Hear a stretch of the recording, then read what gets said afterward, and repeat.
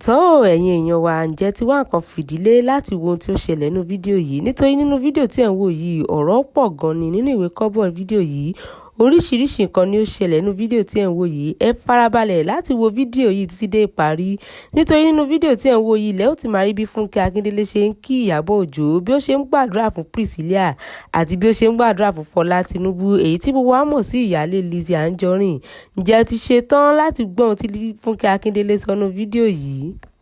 Guys, I'm chilling with IYABO. You know, I'm so excited to be here with her. It's been years of friendship. IYABO, can you take this audio away from me, please?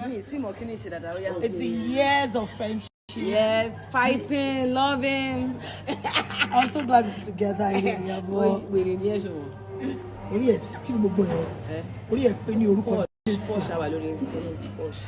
IYABO is something else, guys. I must say I'm proud of you. I want to commend you for always supporting people, especially women, for fighting people's battles. But it's making a lot of black bonnet.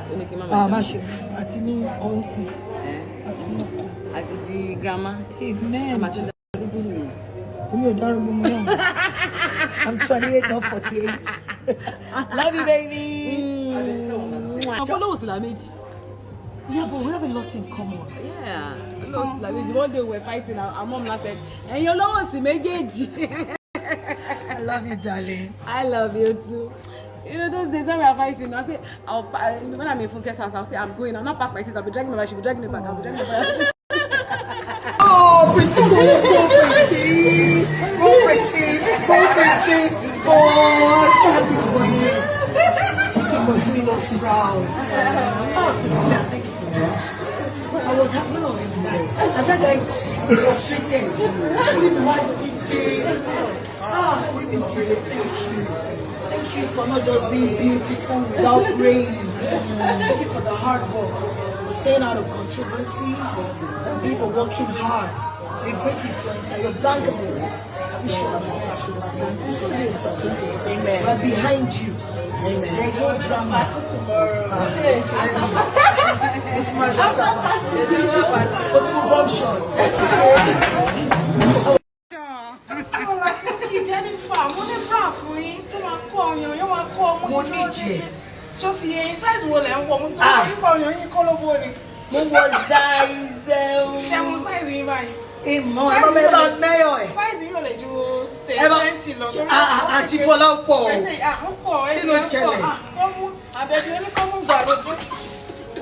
Well done, my darling. Love you. I wish you all the best in life.